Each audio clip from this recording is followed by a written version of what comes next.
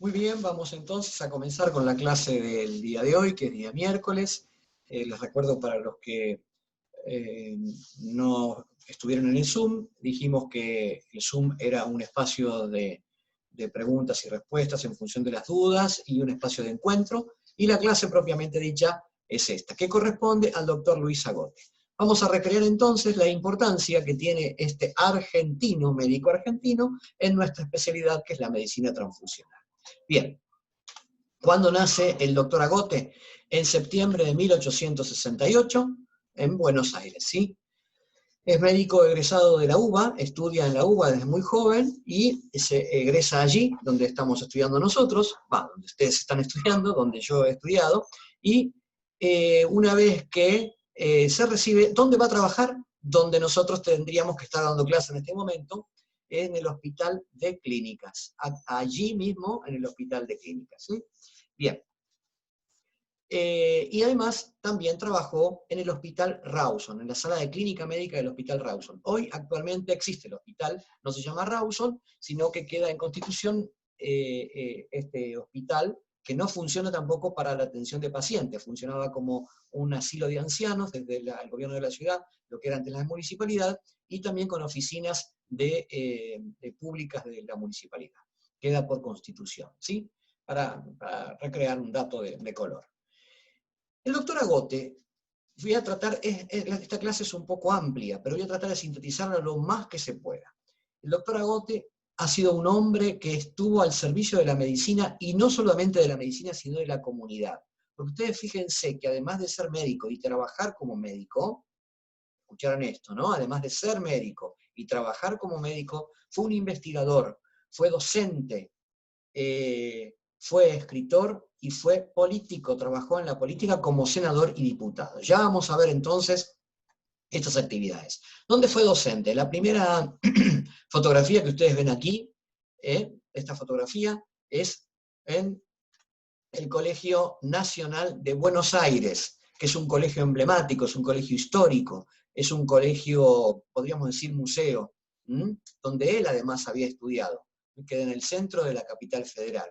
Y también fue docente, por supuesto, donde egresa como médico en la Facultad de Medicina, en la Cátedra de Clínica Médica y en Semiología. ¿Por qué digo esto? Porque era un gran médico clínico, un gran semiólogo. Recuerden, principios del siglo 1900. Acá vemos lo que era la Facultad de Medicina, que en realidad hoy es la Facultad de Ciencias Económicas, o sea, la que está enfrente de la Plaza Jusey, y que nosotros podemos ver desde el Hospital de Clínicas o desde la propia facultad. Algo que se decía del doctor Agote, que sus clases eran magistrales. Sus clases eran para escucharlas y para, permítame el término, para saborearlas, para disfrutarlas, porque él las dictaba junto al lecho del enfermo, así tal cual lo describe. A nosotros, los que hemos estudiado medicina, los grandes semiólogos y los grandes profesores nos enseñaban con la prudencia necesaria que se necesita para cuidar a un paciente delante del paciente. Y las técnicas semiológicas, las maniobras de inspección, de observación, de ocultación, de palpación, de percusión, etc. Esa era la medicina que se ejercía en esa época. Hoy, por la situación que estamos atravesando, por la pandemia, se realiza la telemedicina, que es excelente, pero una cosa no reemplaza a la otra, por supuesto. ¿Cuál fue, para hablar un poco y de introducirlos en el tema, sobre la acción legislativa que tuvo el doctor Agote? ¿Por qué pongo esto? Porque el doctor Agote no fue indiferente a los cambios y a las necesidades que tenía el país. Entonces, más allá del partido político, que honestamente no lo conozco, no sé a qué partido político representaba en esa época, donde todavía los partidos políticos no tenían la polarización que tienen en la época actual, fue diputado y senador de la provincia de Buenos Aires. Por eso no hablamos solo del partido político, sino que hablamos de la acción que tuvo como político donde el país recién estaba avanzando y creciendo, y realmente era un país con muchas potencialidades. Recuerden que estaba la Primera Guerra Mundial y la Segunda Guerra Mundial. Y fue autor de diversas leyes que el país necesitaba, con lo cual podemos decir que el doctor Luis Agote estaba atento a las necesidades del país.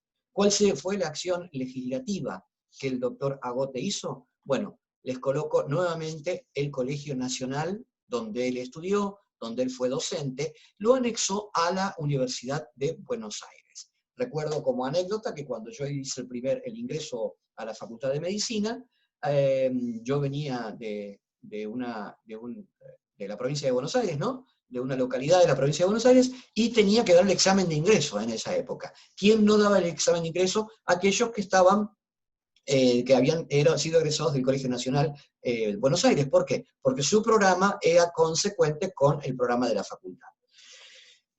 Algo fundamental que hoy es fundamental en nuestro país, funda la Universidad de Santa Fe. Hizo la acción legislativa para fundar la Universidad de Santa Fe, lo que hoy se conoce como la Universidad del Litoral, donde, ¿y por qué Santa Fe? Porque reúne el centro, como el centro casi geográfico de la Argentina, o por lo menos, porque el centro geográfico es Córdoba, por lo menos donde las personas podían acercar a aquellas personas por distancia, en esa época, tal cual no podemos compararlas con las distancias de ahora y con las rutas que existen hoy. Así que aquella persona que pase por Santa Fe, por la ciudad de Santa Fe, ve este bello edificio, hay muchas fotos, yo tengo varias porque cuando he ido por allí, me gustó, además es un bellísimo edificio que ocupa toda una manzana y por dentro es muy lindo. Bien, otras de las acciones legislativas que hizo el doctor Agote fue crear el Patronato Nacional de Ciegos. Hoy ya no existe como tal, pero sí existe lo que fue su repercusión. Lo hizo, como por supuesto, médico, para prevenir la ceguera y la asistencia al ciego. De allí empezaron a surgir otras instituciones, y hoy tal cual existen, la Biblioteca para Ciegos, las bandas sinfónica de ciegos, el Coro Nacional de No Videntes, etcétera, etcétera. Incorpora entonces en el año 1900 a aquellas personas que tienen ciertas discapacidades sensoriales, como en este caso la visión, la previene y la incorpora. Fíjense hoy también, haciendo un paréntesis, cómo la prevención y la medicina preventiva está al orden del día, porque, por así llamarlo, la oftalmología ha avanzado tanto que los controles oftalmológicos en pediatría son cada vez más exhaustivos, y además tienen que ver con la escuela, las instituciones de educación primaria, de nivel inicial y primaria, exigen el examen oftalmológico. Por eso se ven tantos chicos, no digo por la ceguera, por supuesto, pero por eso se ven tantos niños utilizando anteojos. ¿Para qué? Para prevenir lo que antes pasaba inadvertido. Antes recuerdo que las maestras se dan cuenta que el niño tenía poca visión cuando le costaba, se levantaba para mirar el pizarrón. Bien, hoy ya esas cuestiones intuitivas quedan de lado porque existe lo que es la prevención protocolarizada a través del Ministerio. Y también el Patronato Nacional de Menores Abandonados y Delincuentes, donde el doctor Agote quería educar a esos niños y darle un lugar de educación. Bien. Y desde el punto de vista de los aportes a la comunidad médica, en el Hospital Rawson, en el pabellón de Clínica Médica, inaugura en marzo de 1914, por un decreto de ley, el Instituto Modelo de Clínica Médica. ¿Y por qué modelo? Porque la clínica médica era soberana en esa época. Hoy la medicina se ha tecnificado muchísimo y con buenos aspectos, pero al no tener el alcance que hoy tiene la medicina, como tener al orden del día un ecógrafo en una guardia, antes no existía, por supuesto, y el ecógrafo, si existían, eran muy pocos. Hoy tenemos al orden del día una tomografía y una resonancia magnética, etcétera, etcétera. En el 1911 la clínica médica, la semiología, era, y lo sigue siendo, es soberana.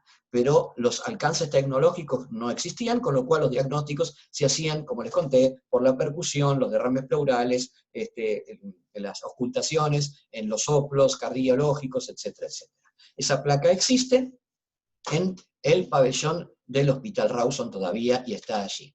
Bien, señores, Vamos a introducirnos entonces en la vida del doctor Agote, pero referenciada a la medicina transfusional. ¿Cómo eran las transfusiones hasta ese momento?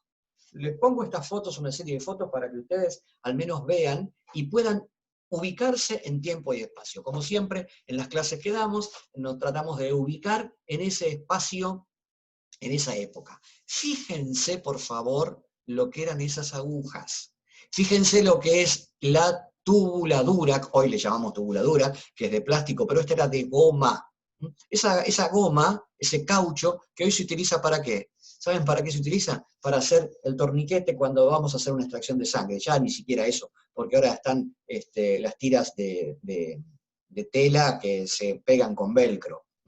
Bien. Esas mismas ondas, esta misma cánula, son las que se usaban también para realizar las ondas nasogástricas o las ondas vesicales. Así era la transfusión. Dos extremidades con una aguja que iba de una vena a una vena, en el mejor de los casos, porque antes de la sutura de Carrel era directamente suturar la vena y la arteria, tal cual habíamos dicho, y una jeringa propulsora que sacaba, extraía de un lado y colocaba hacia el otro. Bien. Vamos más atrás todavía. Fíjense, Leblond, el aparato de Leblond, cómo era. Muy parecido, con otra técnica. Este infusor, con un medidor, con una pera, esta perita, le llamamos perita a esta, donde se puede insuflar, y por presión hace que el aire empuje el líquido y se pueda transfundir. Otra de las, el aparato de Noel, que era un propulsor, una manija propulsora, que arrastraba ese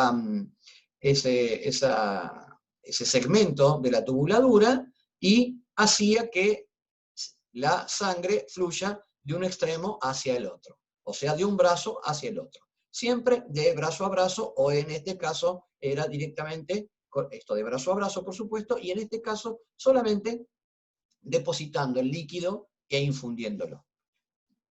Bien. Ustedes dirán, pero qué primitivo, ¿sí? Primitivo, así era una transfusión. Colóquense en el lugar del paciente para hacerse una transfusión, entonces vean ese equipamiento.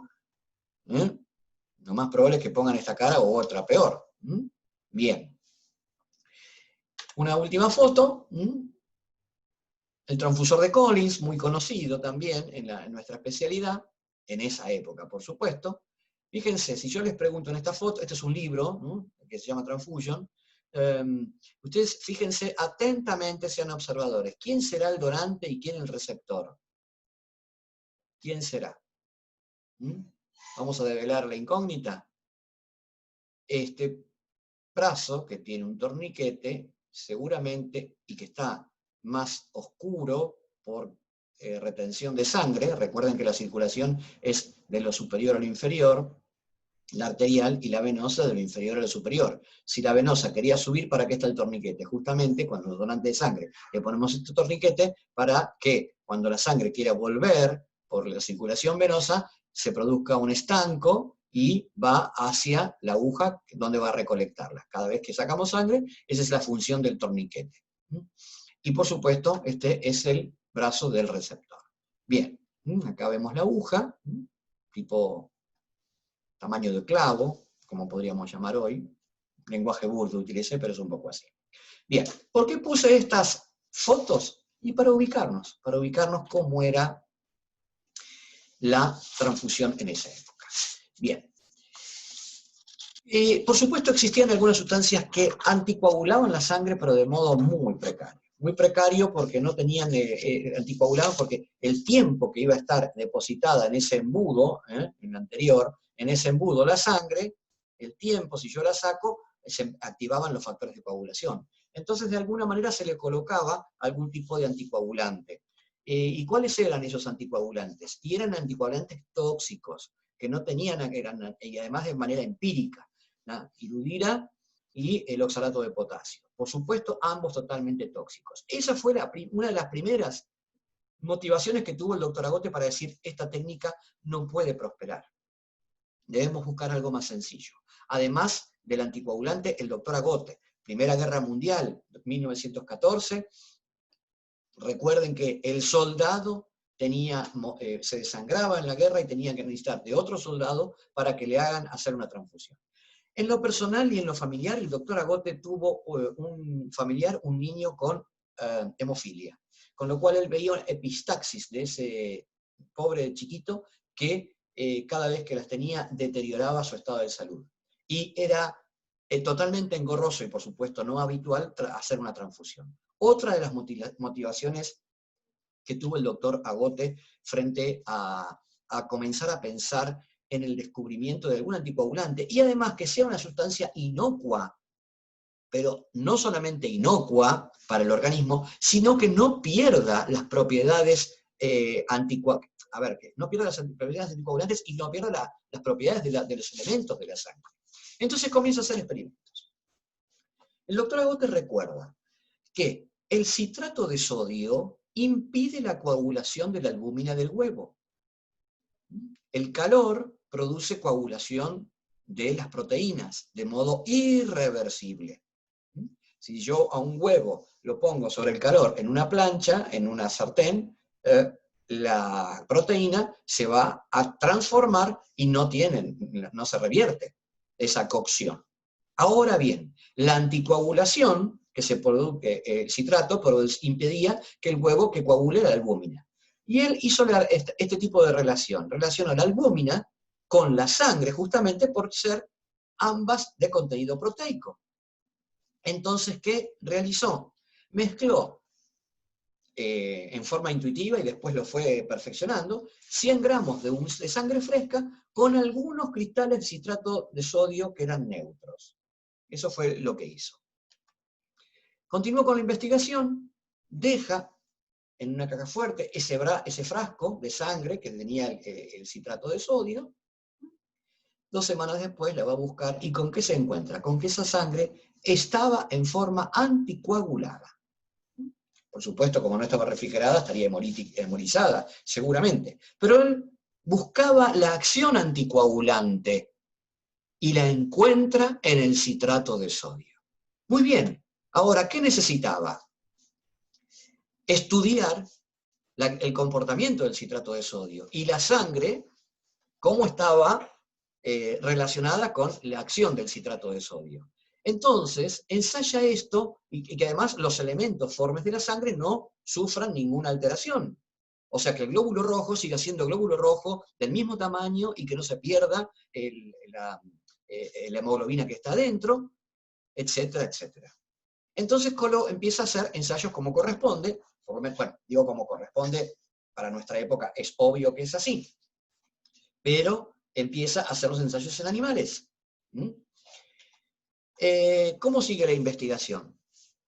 Como gran científico, como muchos científicos de la historia, recuerden a la enfermedad de Chagas-Massa, recuerden a Pasteur, él se inocula a sí mismo el citrato de sodio comprobando que es inocuo y que no hay signos de intolerancia.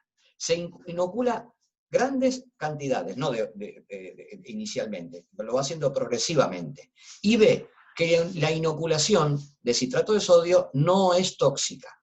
Que por supuesto, obviamente, lo hizo para ver, no si se anticoagulaba la sangre, sino la resistencia y la toxicidad de ese elemento.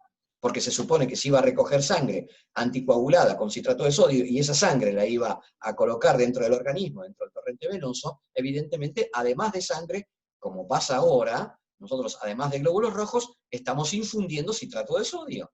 Eso es anticoagulante específico hoy, un poco mejorado en su formulación, para que termine siendo citrato de calcio. Que se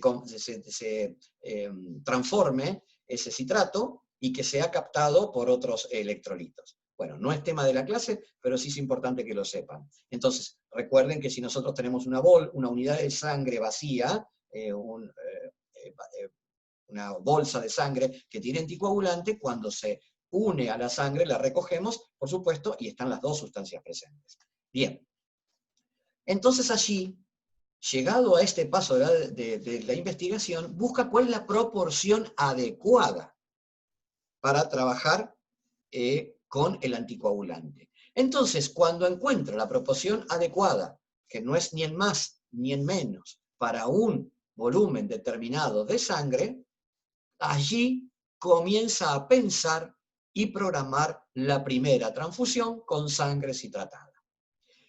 Llegamos hasta este punto de la investigación donde se dan cuenta que el doctor Agote hizo una serie de pasos sin saltar ninguno para llegar al objetivo deseado, poder obtener sangre en estado anticoagulada, in vitro, o sea, fuera del organismo, no in vivo, porque era la manera que él necesitaba para poder hacer transfusiones.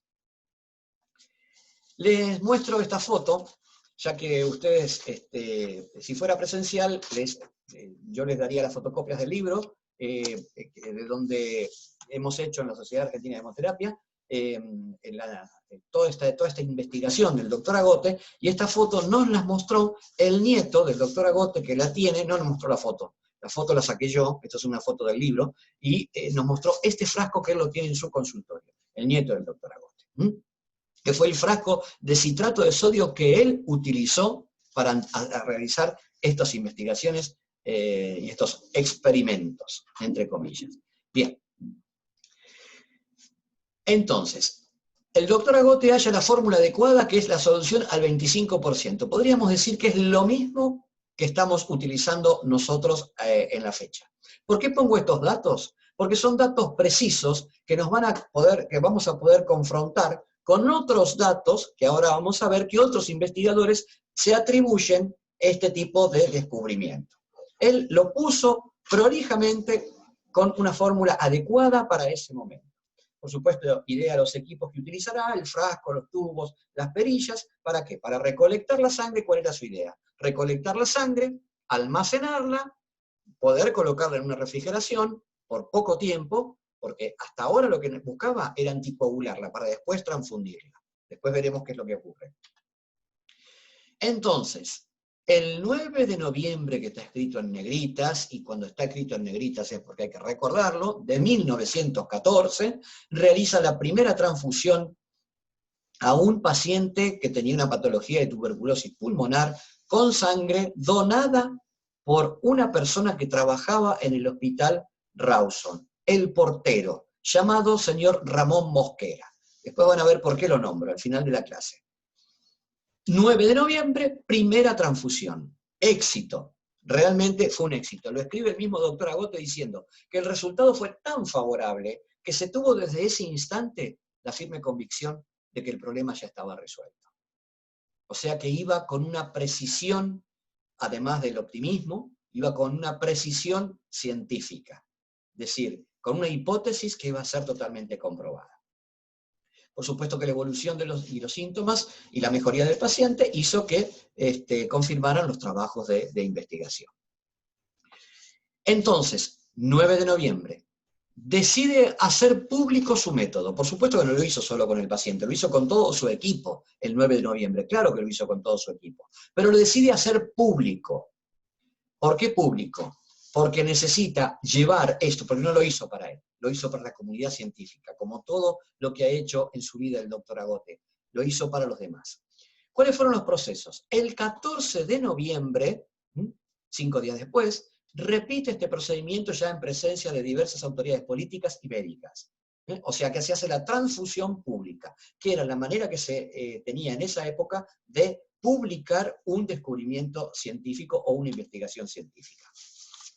¿De qué modo? Infundieron en un tiempo determinado, o sea, protocolo, la cantidad de 300 gramos de sangre que vino de otro donante, el señor Maschia. Los nombro porque creo que vale la pena este homenaje, ¿no? A las personas que han donado su sangre para hacer la transfusión, las primeras transfusiones de sangre citratada. Y la paciente, la receptora de esta sangre, que era una mujer que tenía una anemia por hemorragia, posparto, por placenta previa, es dada de alta 3 días después. O sea, otra confirmación del descubrimiento. Él lo hace público, y fíjense cuando dice que lo hace público, el tratamiento no es para violar la confidencialidad de la relación médico-paciente, sino todo lo contrario. ¿no? Para demostrar algo novedoso que iba a cambiar sustancialmente la historia mundial de las transfusiones. Y que no solamente había autoridades médicas, sino autoridades públicas también. Llámese el ministro de Salud, el intendente, etcétera, etcétera. ¿Cuál fue el logro entonces del doctor Agote? A modo de resumen, que el día 9 de noviembre de 1914, en el Hospital Rawson, un paciente recibe sangre sí tratada, almacenada y transportada por una técnica que antes nunca había sido utilizada en el mundo. Ahora bien, ¿qué pasó? El ministro de Relaciones Exteriores de la Argentina, en medio de la guerra, publica a los países beligerantes, o sea, que los que estaban en guerra, este descubrimiento, diciendo, señores, esto es un descubrimiento que lo he hecho en Argentina, que queremos darlo al mundo. ¿Para qué? Para transformar y mejorar el tema de una terapéutica como es la transfusión de sangre. Luego, el New York Herald publica con grandes títulos que el 14 de noviembre se realiza este trascendental descubrimiento. Lo publica en Estados Unidos. Pero ¿qué ocurre? Noviembre, diciembre, pasa enero y finaliza enero del 1915 y Lewison de Estados Unidos publica, como de autoría personal, un método que es análogo al del doctor Agote. Por supuesto no existía el internet, obviamente, esto se publicó por telégrafo, tal cual lo hizo el ministro de Relaciones Exteriores, y también se le atribuye a Houston en Bruselas este descubrimiento, porque parece que Lewison vio que había copiado algo. Entonces dice, no, en realidad quien fue Houston en Bruselas. Pero luego se publica, el doctor Damero, si no lo dice aquí, bien, publica lo siguiente. En 1918, no le puse la fecha, qué pena, ¿no? No puse ahí la fecha. Ah, sí, acá está, perdón. Domingo Damero, 1918, 4 años después de haber hecho este experimento y esta invención el doctor Agote. Lo resumo. ¿Qué dice? Que el doctor Houston también, con anticoagulante y citrato de sodio, pudo anticoagular la sangre. Pero de otra manera diferente. Porque las proporciones no eran iguales. Su acción anticoagulante. Pero añadió un volumen de sangre a la sangre de sustancia glucosada. Entonces difiere del doctor Agote.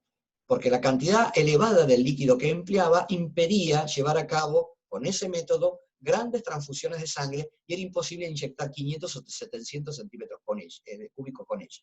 ¿Qué quiere decir? Que el doctor Agote ponía una sustancia seca a los 300 centímetros cúbicos de sangre extraída para después ser transfundida, y el doctor Houston, ¿qué hacía? Colocaba grandes volúmenes, 500, 1 litro, de solución fisiológica o solución glucosada añadida al citrato y a eso le añadía la sangre. Con lo cual el producto final terminaba siendo 1,5 litros, 1.500 centímetros, para colocar una unidad. Imagínense si hay una hemorragia masiva.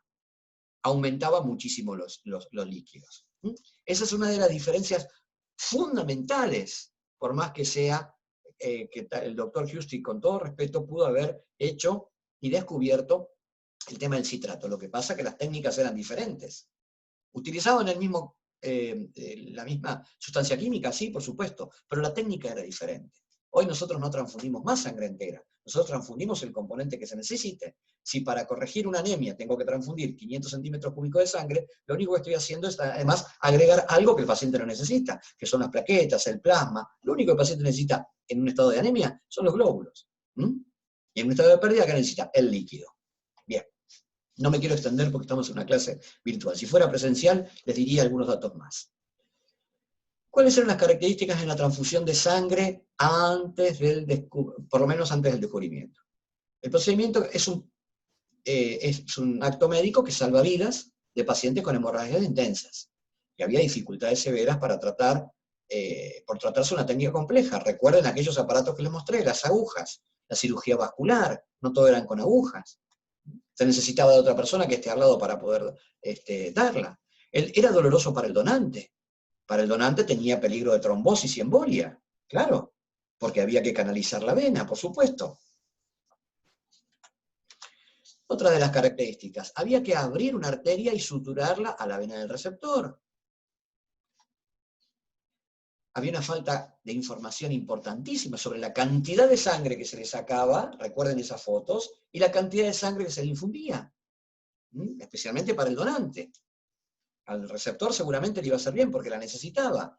Ya no era empírico como se hacían las transfusiones de brazo a brazo en 1600, estamos hablando de 1900. Era una técnica totalmente practicada, pero no por eso dejaba de ser compleja.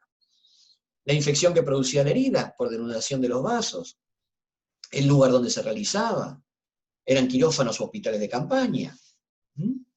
Ahora bien, ¿qué pasa con la transfusión de sangre a partir del doctor Agote? Los experimentos realizados primero los hacen animales y después en hombres. O sea, se asegura de que el método científico se cumpla. Y el método de investigación científica también. Es un método de transfusión inmediata. Se extrae del pie del codo del donante y se transfiere o se transfunde al paciente. Se recogía en un recipiente que contenía una cantidad adecuada de citrato de sodio por cada 100 mililitros de sangre. El citrato lo hacía anticoagulante, no perdía las propiedades vitales de la sangre, se comprobó además que el citrato era inofensivo para el organismo y se le inyectaba con el mismo aparato en la vena del antebrazo del receptor. O sea que la transfusión se hacía una vez recogida directamente al brazo del donante, del receptor. La aguja de punción era una aguja de platino de 1 milímetro, lo que hace más tolerable, como eran las sangrías, pero lo que hace más tolerable que una incisión. El doctor Agote ya coloca con una aguja, no con una incisión. Una aguja, que era el final de una cánula, que viene de un frasco que contiene la sangre recogida de un donante en forma previa, o sea que separa el acto, que es lo que hacemos nosotros. El acto de donación, por un lado, que se recoge en una cantidad determinada, y después se coloca una cantidad determinada a aquel receptor que la va a necesitar. Entonces la transfusión debería entrar en la práctica habitual de la medicina. Lo que era complejo se transforma, por supuesto, en algo mucho más simple. Pero, como siempre en la vida, había gente que le objetaba al doctor Agote diciendo que, y sí, doctor Agote, pero usted me está transfundiendo sangre venosa, que es carboxigenada. ¿Pero qué pasa con la sangre venosa?, decía el doctor Agote. Sí, claro, por supuesto. Yo no voy a sacarle sangre arterial al donante, porque puedo producirle un síncope. Además, esa sangre venosa es el glóbulo rojo que tiene vitalidad. Cuando el glóbulo rojo pase por el pulmón del paciente que reciba la sangre, se va a oxigenar como cualquier otra. Bien. La sangre se recogía en frascos de vidrio, se punzaba por arriba del pliegue de codo, el acto de la donación, se recoge una cantidad determinada de sangre, 300 centímetros, se sacude, por supuesto, el aparato con una varilla de vidrio, después se perfecciona la técnica, y luego de extraída se le inyecta en la vena del receptor por medio de una aguja. Señores, ¿cuál fue el impacto del doctor Agote? No digo que sea una pregunta de examen, pero por ahí andamos. ¿Cuál fue el impacto? De la transfusión de brazo a brazo incierta, cruenta, y también, por supuesto, compleja, se llega a obtener la sangre en el proceso de donación, se anticoagula, se almacena y se le da al receptor de acuerdo a lo que él necesite, que es lo que hoy estamos haciendo.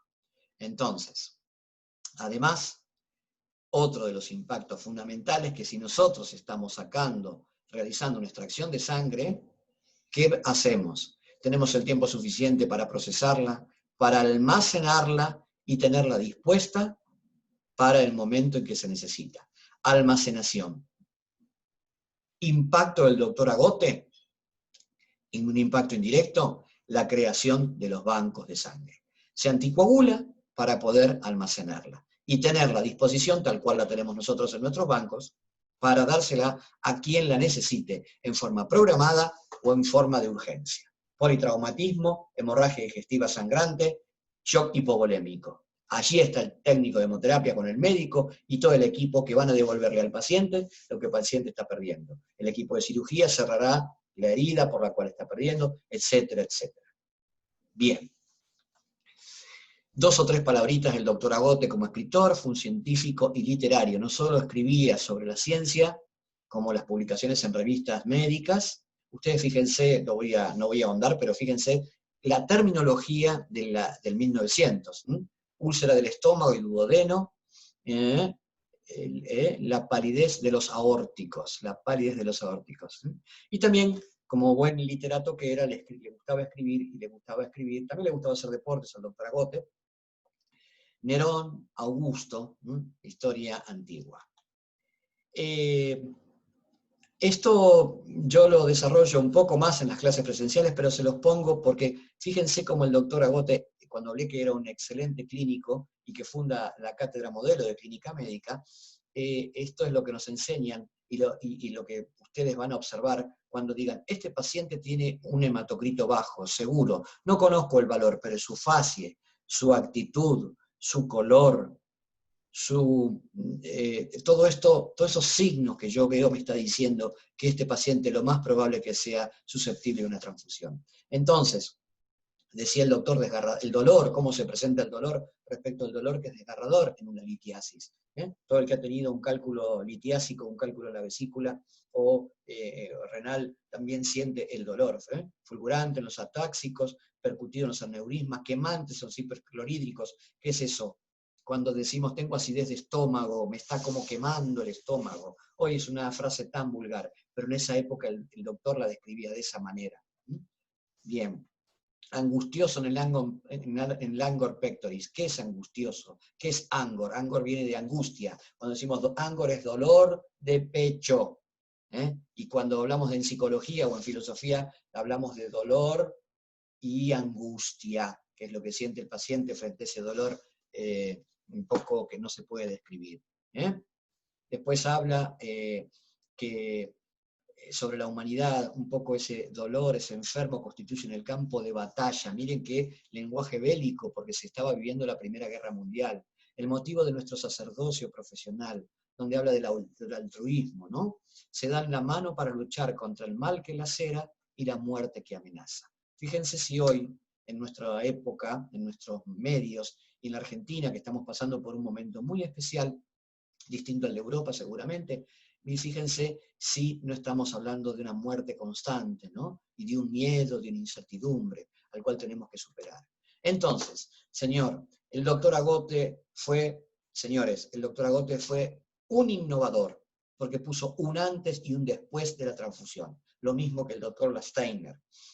La transfusión que se hacía de brazo a brazo pasó a ser a una simple inyección, tal cual lo decía el doctor Agote. Era una técnica compleja, pasa a ser a un proceso totalmente reducido y poco complejo. De una técnica quirúrgica que había que llevar al paciente a denudar una arteria en un quirófano, a un paso sencillo y sin peligro, con una proporción exacta del citrato de sodio que había guardado en esa caja fuerte. Esta es la foto tan conocida.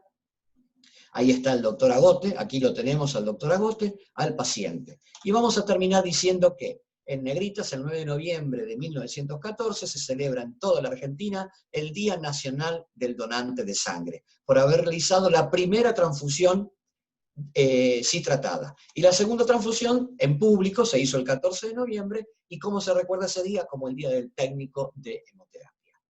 Hoy se puede afirmar, decía el doctor Agote, que la transfusión de sangre, es decir, la inyección de ese líquido proveniente de un sujeto sano a un enfermo, tal como lo aconsejamos, ha perdido todos sus peligros, constituyendo un método clínico sencillo, de fácil ejecución y al alcance de todos los médicos. Coloca a la transfusión al alcance de todos los médicos y de todos los profesionales. Aquí les presento, señores, y termino con esto, ya casi promediando, disculpen, la extensión de la clase, al primer donante de sangre citratada, el señor Ramón Mosquera, portero del Hospital Rawson, portero.